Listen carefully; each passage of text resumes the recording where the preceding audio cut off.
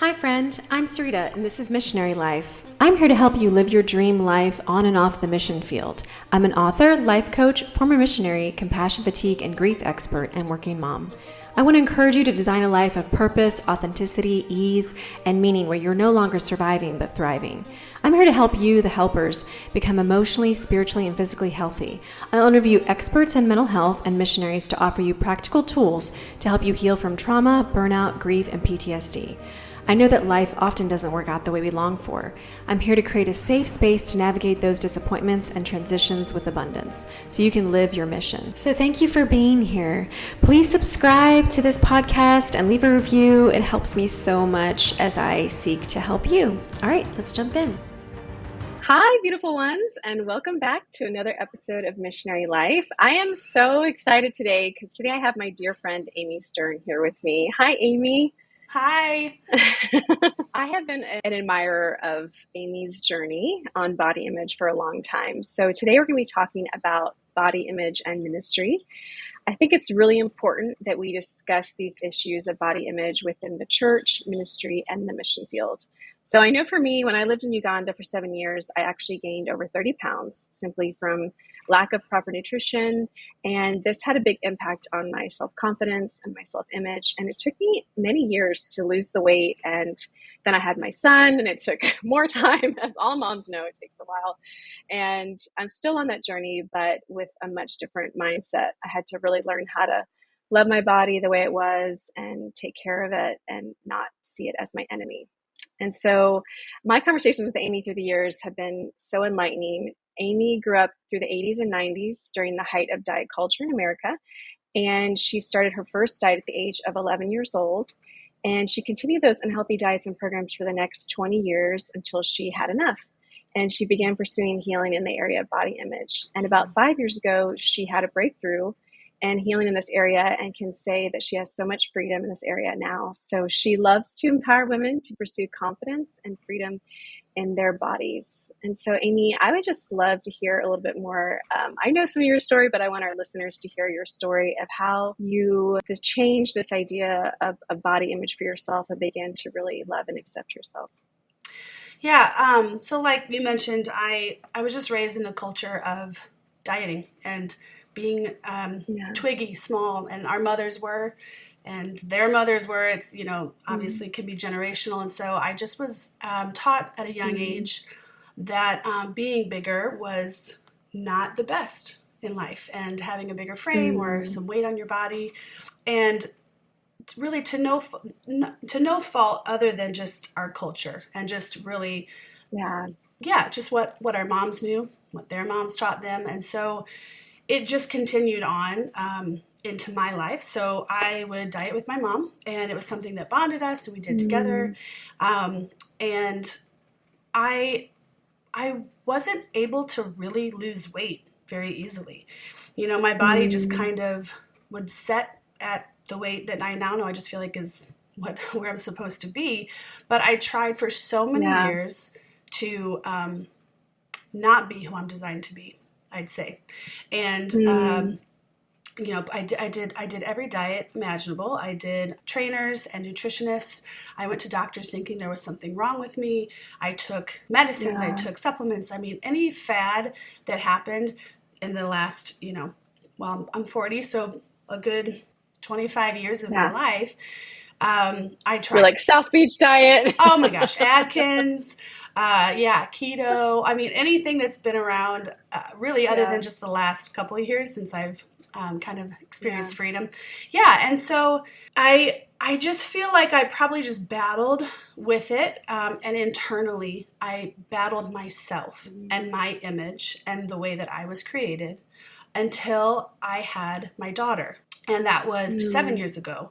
But 2 years into that is when I think I started to really shift. And also, I just really had enough. I was tired of warring with my body, myself, constantly being confident, but not really being confident, wanting to be confident. But this was always just something that just really kept me bound, really. And we made a big move, my family and I. We made a big move from the Midwest to California. And I think I just decided I wanted to recreate myself. And those things that Yes. were in my past and part of my story for so long didn't have to continue to follow me in this new life and season for me. Yeah. I Yeah. love that. That's awesome. You were, I think, the first person that told me about and excuse my language, but the Bucket Diet Yes. book.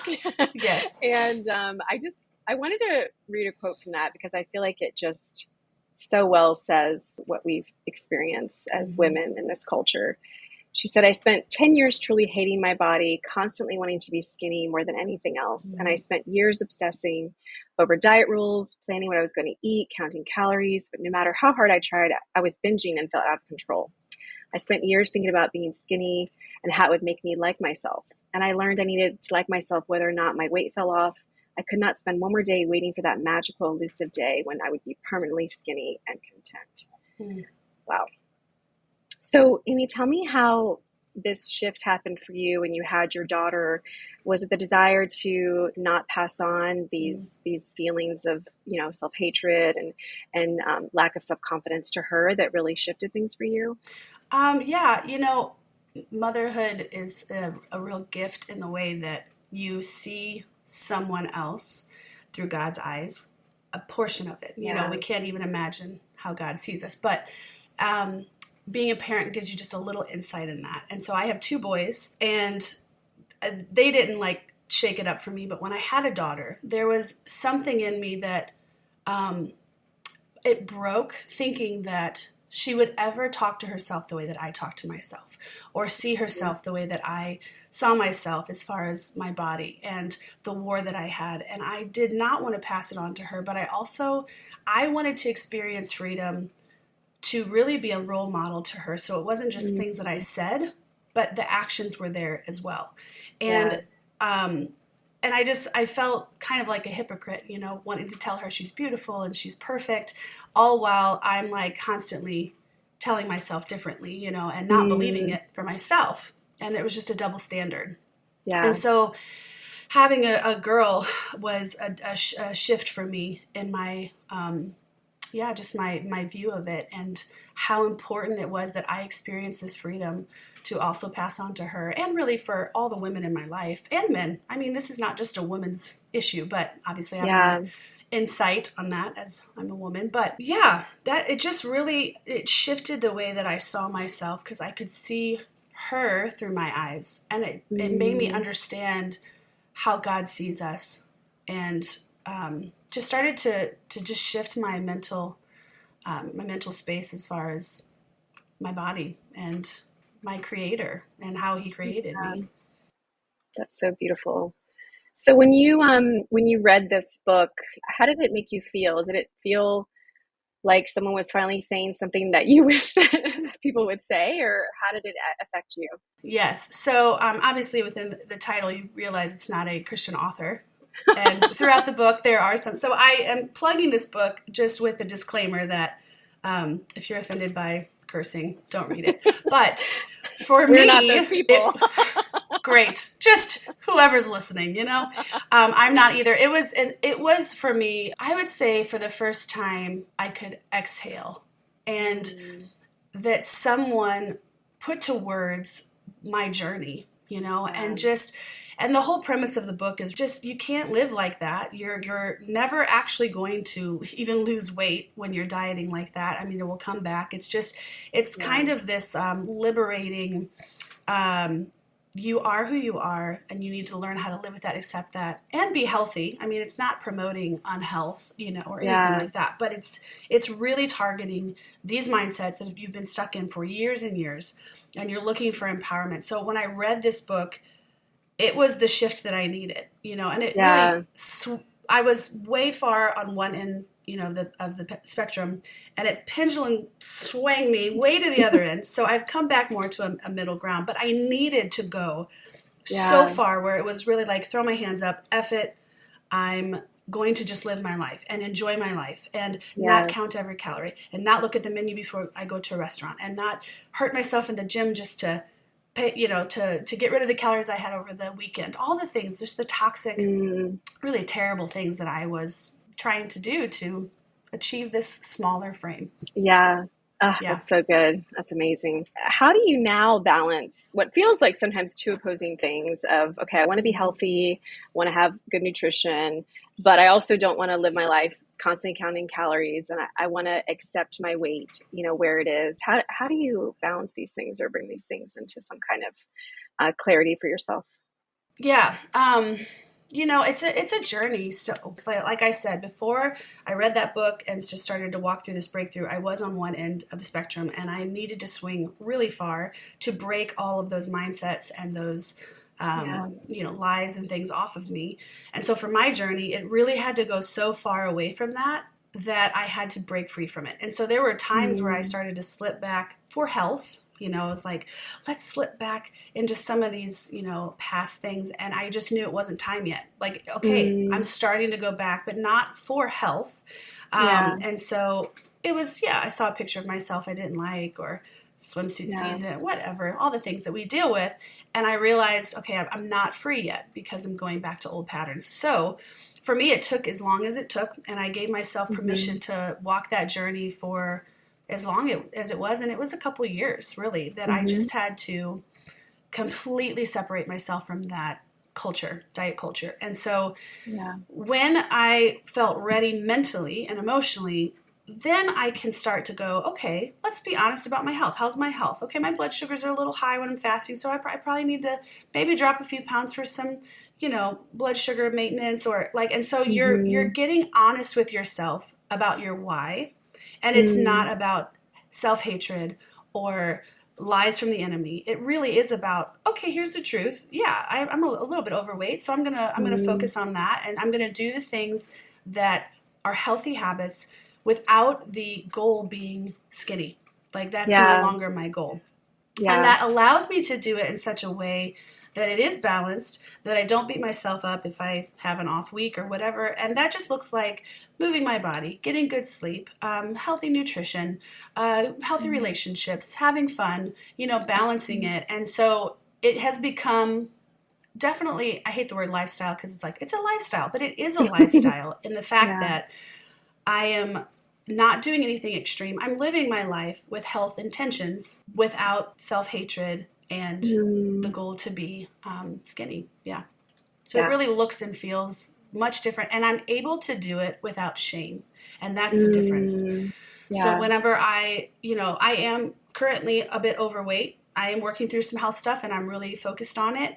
And I would usually have a ton of shame attached to that because Mm, I need to lose weight. I haven't lost weight. I'm a failure. I'm lazy. yeah. These things that I would, in the past say to myself. And I really am able to do it with such love and grace towards myself and hope. It's a different way to walk through it. And that's the balance journey that it was for me. It really did have to swing. So sometimes I do believe that we have to go through something where we cut it off completely. And that feels Yeah. super scary Of when you've done course. Yeah. something for so long in your life. It is a really jarring experience, but Mm, to be honest with yourself and to say, I'm still not ready. I'm still not ready. And I was gaining weight during that time. I gained weight that mm, whole time, which is mm, could be terrifying and usually would be. And those are the times where then I'd be like, oh, I'm up, I've gained weight. Okay, I need to go back on a diet. And it was like, no, no, mm, this is going yeah. back. And so, yeah, it really just looked like cutting it off completely and then slowly with grace coming back to a balanced life. I love that you mentioned Yeah. the lies because I feel like as women and as mothers, there's so many lies that the enemy gets us to believe about ourselves. And especially when it comes to our weight and body image, it's so easy to look at that little belly that you get, after you've been pregnant and had a C-section and, want it to Yeah. go away. And we don't see ourselves with kindness. And so, Mm. um, what are some of the lies that, God has broken off of your life and how has Mm. God influenced your body image now? Um, yeah, in so many ways. So I feel like the Lord has. Well, there was a significant moment a few years ago where I was praying and I was talking to God about my body specifically and Mm, frustrated, that I'm dealing with some health stuff and I do believe mm, that, I could be healthier or lose a little bit of weight or whatever. It's all connected, but I felt him say to me, what if I made you this way on purpose? Like, what if I actually Mm, have a purpose for your size, your shape, your body? And mm, he just spoke truth to me about my body is created in his image. And I want to be a good steward and do the best I can with it, but I also cannot allow the lie that I'm not made right. He made a mistake. yeah. So some of the lies, to go back to that, some of the lies were just, well, yeah, he must have made a mistake because Mm, I'm a size 14, 16, and that's too big. That's too big. That's not and now I would say in culture, yeah. it's a lot more acceptable. That's, it's Yeah. super, and I realize that now, but, thinking that that's too big of a size. So that there's something wrong with me, that I won't be happy at this weight, that Mm, I'll be happier if I could just lose 20 pounds. mm, Um, I will feel more confident if I just lose 20 pounds or 30 pounds, whatever your weight goal is. But those were the lies that my husband will lose interest with me, mm, that I will not be as effective, that I will miss out because I'll be looked over because I'm not mm, smaller or the right size. I mean, just so many lies yeah. that you just, I don't even know how they plant there, but they Yeah. do, and they become realities to you. Um, Yeah. and so just the Lord really showing me that he made me this way on purpose. Not, again, not, I'm not promoting any kind of unhealth, but just my body, Yeah. my frame is bigger. And I Yeah. will never be a size 6 or 8. It's really Yeah. impossible for my frame and my body. Yeah. And realizing that there's purpose in that he doesn't Mhm. make mistakes. And sometimes I thank God now that I can be relatable to women that are not a size 2. I can Mhm. speak confidence. Women that deal with body image issues, they would look at someone who's tiny, got a perfect body, whatever that is. It's not real, but perfect body in their eyes, and gorgeous and perfect skin and perfect hair, whatever. And they can shut them out because they can't relate to that. And there's Mm, insecurity built with that. And I do believe that the Lord has allowed me to break through some of those barriers with women because I'm not a size 2. I'm a size yeah. 16, sometimes 18. I've been a 20. Yeah. I I could maybe speak to a group of women that would overlook someone else. And seeing that as power and the way that the Lord made me has allowed me to walk in so much confidence and just celebration that I am who I am. My body is Mm, what it is, and there is purpose in that, and He doesn't make mistakes. And so, those types of truths are the things that the Lord definitely spoke to me. And again, mm, with through my daughter too, and parenting her, and just really like, look at her. Is she imperfect in any way? Do you see mm. any flaw in her body, in her, and I'm just like, no, she's stunning. She's perfect, and just really allowing the Lord opening my eyes to look at myself the same way and in the Yeah. same light. Ah, I love that. That's so beautiful. Yeah, I get that. I mean, I was thinner when I was younger, but also having Latina roots. I'm always, as I got older, I've always been curvy and yeah, Yeah. having to accept that about myself and realize that God made me the way he made me for a reason and Yes. trying to speak kind things to myself in the mirror, especially during times when I'm down on myself, has been Yeah. so crucial. But it's Yeah. really hard, I think, especially I want to say within some of these Christian communities or mega churches or ministry where it seems like women are expected to be thin and stylish. And how do you keep from falling into the comparison trap? And how do you deal with that when those thoughts come to you? I don't know why I'm kind of giggling.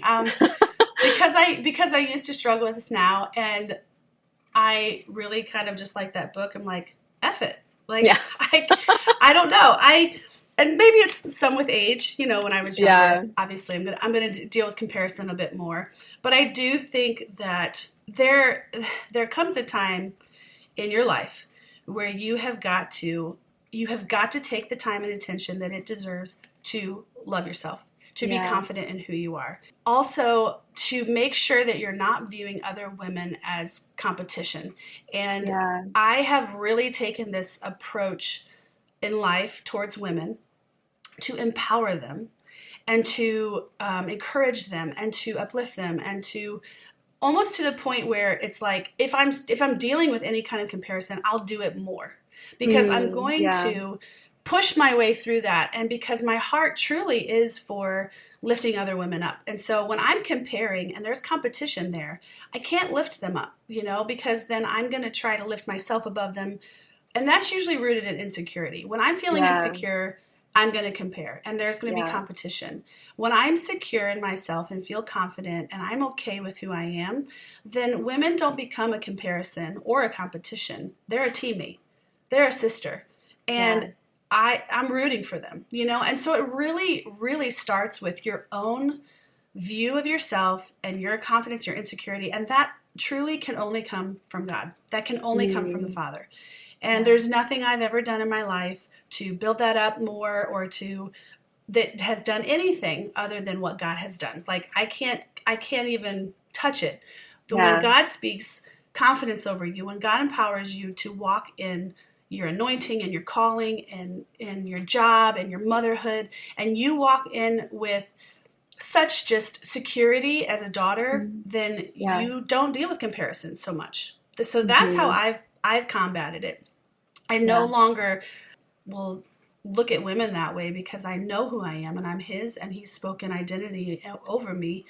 And if I'm feeling that way, then I go back to that. That's what I go back to. And that's my best advice for anyone dealing with comparison or competition. I love it. We are a sisterhood. And I love that you are one of the most encouraging people I know for women. And I love it. Are there any practical things you do when you start to feel insecure or you start to, kind of feel the old diet culture creep in? Like, are mantras you speak over yourself, or are there things that you do to sort of combat the insecurities when they come up? Yeah. I think that I allow myself to give space to them for a moment, because if you just ignore them or just shut them down or just try to pretend like they're not there, that doesn't mean they go away. They don't just go away. So I do give them a moment. So I'm feeling my jeans are tight today. And so I definitely have a tendency to be like, man, you're failing at this. Like, you need to get back to the gym. You need whatever. These are the first kind of things that will go on maybe in your mind. Yeah. And I just have to allow myself to feel that for a moment, but not linger. Yeah. So I can't get stuck in it. So the shame cycle wants to keep you stuck in it. So that's a little moment of feeling maybe some shame. And I will give it attention for a second, but I will not give it place to really take root. When those moments happen, because they do happen, and I'm not immune to them, I definitely still deal with it. It's an ongoing journey in my life, and I think it will be, and that's okay. I do give it a moment, and then I will either talk to my friends about it or my husband. I might journal about it. Definitely take a moment to pray. But I really try hard to not let it take root and not let it shame spiral. And so where in the past I would shame spiral for a long time, and then that would push me into diet, fad diets and trying to do something a little harsher, not kind. So for me, it really looks like, okay, I see that insecurity. I feel that. And then I also try to be really honest with myself. Like, okay, well, yeah, you had a really fun week and you ate a lot of ice cream this week. Okay, so okay, that's the reality. So your jeans are a little tight. Maybe this week we don't, have so many nights of ice cream or whatever. It looks like truth too. You really do have to learn how to speak truth to yourself and allow the Lord to just even speak to you in that way too. Like, well, be honest, Amy, it's been a month since you've walked or gone to the gym or done anything any activity. So you're feeling a little soft. Makes sense. And I'm like, yeah, okay, makes sense. Like, let's face the reality. Yeah. Yeah. So that's kind of the conversations that I have with myself. Yes. And then I bring in other people. Yeah, I do process verbally. So if I'm feeling it for longer than it needs to be, then I'll bring in my husband or a close friend, or even if you are a therapist or a pastor, someone that you're talking to, that if you're feeling like this is taking root or this is becoming this is taking up too much real estate in my mind.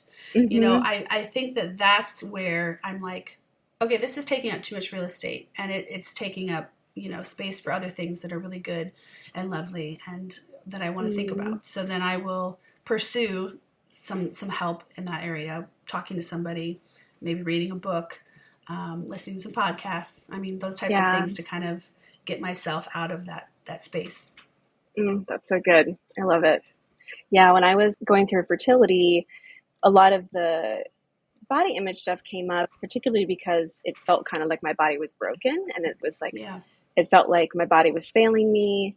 And of course, when you're on all the Mhm. drugs, you're bloated, you just don't Yes. feel like yourself. You don't feel good. You've got this distended belly, and you've got all these Yeah. bruises all over you from shots. And I just struggled a lot with body image during that time. And I remember God telling me that I just needed to write out some words. Like, so I would write out these mantras like, my body is beautiful and it can carry a baby, and I would put Mhm. them up all over my mirror and just look at them every day, because it was like I had to just retrain my brain, to think different Mhm. thoughts than the ones that I was thinking. Yeah. Yeah, I can relate to that. I was diagnosed with some autoimmune diseases when I was 13, Yeah. and they actually do make it difficult to lose weight. And Yeah. I've gone through lots of those moments of like, and I think that's part of like the at war with my body, and just Yeah. why is my body failing me? Why is it not working? Why is it broken? Yeah. And so those are real things. And some of those types of topics, like you do want to get external help for some of that because that's super real. And Yeah. those feel different than, health issues and things like that are definitely a deeper thing sometimes that you might need just some Yeah. external, yeah, just to encourage anyone. I really do encourage you to talk to someone and talk through that because those Yeah. are painful things to walk through, health things, Yeah. infertility, yeah, For sure. even Yeah. trauma. Hmm. Yeah. Yeah. Yeah. So much trauma from all that. Yes. How has your relationship with food changed over the years, from what it was with the constant dieting to now where you are Mm. now? I think I used to look at food kind of as the enemy, probably. Yeah.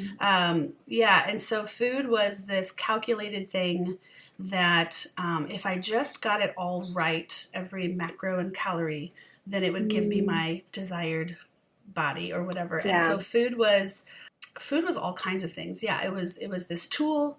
It was calculated. It was something I could control. Maybe it was the enemy. Sometimes it was. And then even sometimes emotional eating, definitely. So it was a comfort, it was all these things. Mm, And through this journey I definitely see food as very differently now. I don't see it as the enemy at all. I also don't have good foods and bad foods anymore, where there were definitely mm. these are Like good foods, these are the bad naughtiness foods. list and the nice Oh, list. okay, yeah. Yeah, I now look at food, and this is how I teach my kids. Well, what makes you feel good? When you ate all that cake, how did you feel afterwards? Oh, well, Mm, how do you feel if you have a breakfast that doesn't have some protein in it? Do you feel like you have energy still? Those are the types of ways that I look at food now. Is like they're a tool in a good way. They're a tool to give me energy. I mean, this is the way I think God mm, intended food to be, and they're fun. I mean, I love food. I love to cook. yeah. My family's Italian. We love to cook. We love to eat. Yes. So I love to host. I mean, it's my love language to feed people and to host them Mm, in my home and serve them delicious food. And so food is a way of love. It is a gift. Food is a gift from the Lord. And so I mm, really can see it that way. And I just view food now in a way that's like, yeah, how do I feel after I eat that? And is that what's best for my body? The way that my chemistry is made, is that great to have that type of a meal? Or, that yeah. type of thing is really how I view food. And it feels really healthy to me, and it feels the way that food's intended. And it's not something I think about constantly like I used to, Yeah. Yeah. you know. That's so beautiful. Yeah. It has its place, and it's a correct place in my life. Yeah. Yeah. I try to think about food now as a way to nourish and nurture my body. So I try to think of it as like, Hmm. okay, is this nourishing and nurturing for me? And then that's kind of like my 80-20 rule. I have like 80, okay, this is nurturing me. And then I have my 20, like, I Yeah. really just want a burger and fries, right now. Yeah, for That. sure. You So got to. It's balance. Yeah. for all of us busy working mothers out there, especially, women who are in ministry, mission field, how can they negotiate these things that they're holding, exercise, diet, Mm-hmm. self-love with their demanding schedules? I know that you have some really great self-care practices. What are some things that you do to love on yourself? Yeah. I mean, it is a juggling act for sure. Yeah. when you have all of that. And so we're not going to tell you that it's simple or easy, really. I mean, it isn't, because we as women, as moms, in ministry, you're wearing so many hats. And Yeah. so I do think that ourselves can become kind of the last thing to be cared Yes. for. That Yeah. is our nature usually. Not every woman, but I think it's pretty common that you put yourself on the back burner. And so balancing, again, I go back to, and I really am a big advocate with being honest with yourself. You really have to get honest about how are you? How are you really? Are you able to juggle all Mm, these things well, or are you dropping things? And when you're mm, honest and you can really take a moment to evaluate how you're doing, how's your life, and if your health is suffering, if you are unhealthy, and then you're not taking care of yourself. If you yeah. are mentally drained and you're unable to continue giving out, and emotionally, if you're just Mm, you're so empty emotionally, like, you have to be honest first and say, I'm actually not doing great. And mm, that's really hard to admit, yeah. because we want to be able to carry it all and do it all. And so I do believe the first step is just being honest and taking a moment to ask yourself, how am I doing? Really, how am I doing? Um, and if the answer is, not great in whatever area, Yeah. then you need to focus on that. Because, and I know we've heard this analogy, but you can't help anyone if you have a broken arm. You can't carry Mm, people if you have broken arms. And so it is important to take care of yourself. And self-care can look short. I mean, it could be 5 minutes. If that's all you have, mm, then you find something for 5 minutes, whether it's meditating, going for a walk, enjoying nature, listening to your favorite song and dancing in the kitchen, mm. kissing your husband for a while, stealing away and looking at a magazine. I mean, it doesn't have to be a weekend getaway, although I Mhm. highly promote those as well. Yes, and you're coming to visit me soon.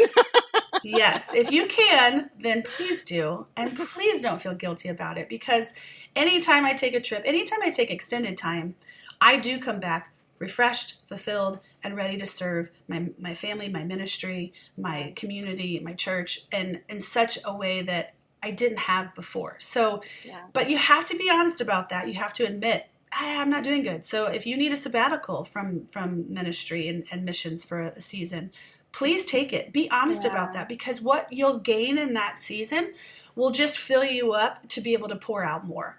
And you really cannot pour out if you're empty. We know this. And so I know it's easy to say that. It's harder to actually put action to it. Mm, And we go through so many mental things with that, like, telling ourselves, yeah, if you think you're selfish, or you don't have time for that, or yeah. you really don't have time to not do it. You really Yes. don't. You can't afford to not take the time to take care of yourself. And it can look small, or if you need it to be big, be honest about that and take something big, more time or more space. I love Yeah. that. I love that you're just constantly checking in with your capacity and being like, okay, can I handle this, this week, this day, this Yes. month, and things really shifted for me with around self-care when I stopped thinking that self-care was being selfish. And so Yes. once I began to really see the Mm-hmm. detrimental effects on my life of not taking care of myself, the way that I was um, snappier and more resentful towards my husband and my Yeah. family, the way that I was Mm-hmm. felt angry all the time, and these things that didn't make me the woman, the wife, the mother that I wanted to be, then I started to Yeah. see, wow, like self-care is really believing that I'm worthy and deserving of love first and foremost, Yes. that God actually cares enough about me that he wants me to love myself and take care of myself. And then that it actually is serving those around me because when Mm-hmm. I'm full, I have a lot more love to give. I have a lot more grace to offer. I have a lot more empathy. Yeah. Um, and Yes. when I'm not, I'm just, actually, it's going to fall on someone else to end up taking care of me. And that's not a situation that I want Yeah. to put them in. Um, Yeah. and so, yeah, it did for me mean having to leave the field, and I was burned out, and I had to, Mm-hmm. go to Redding, California, where I met you, and I had to be a part Mm-hmm. of a sisterhood and a community again because I had lost that. And so it does sometimes mean taking drastic measures, to truly care for Yeah. yourself. Um, Yeah. so Yeah. are there It's any vital. words? Yeah, so vital. Are there any words of encouragement that you'd like to leave, women who are in ministry when it comes to body image? Hmm. Um, well, one point I do want to make, because I know in ministry, sometimes we can ignore this topic or feel like it's not very spiritual, or Yeah. it's vain or worldly or whatever.